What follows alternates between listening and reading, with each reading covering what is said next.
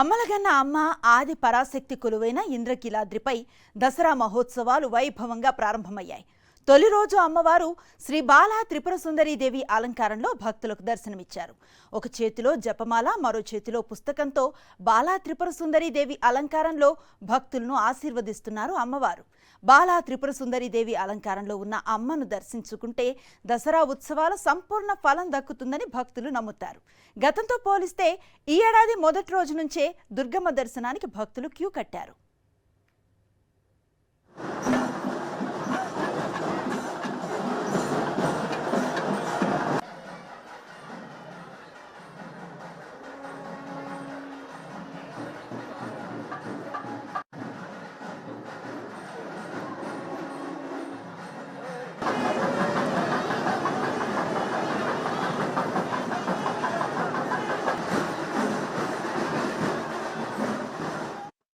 మనం ఇక్కడ ఇంద్రకీలాద్రి క్షేత్రం పైన శ్రీ బాలా త్రిపుర సుందరీదేవిగా దర్శనం చేసుకుంటూ ఉన్నాం.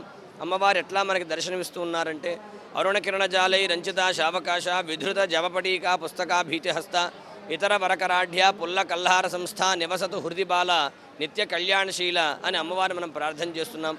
వికసించిన తామర పద్మంలో ఉదయిస్తున్నటువంటి సూర్యుడు ఏ విధంగా అయితే బంగారు ఛాయలో ఉన్నాడు, అట్లాంటి బంగారు మేని ఛాయతో పై రెండు చేతులందు జపమాలను పుస్తకము ధరించి అభయ వరదహస్తములతో భక్తులను అనుగ్రహించేటువంటి ఒక చిన్న పిల్లలాగా అమ్మవారు మనకి కనపడుతూ దర్శనమిస్తూ ఉన్నది.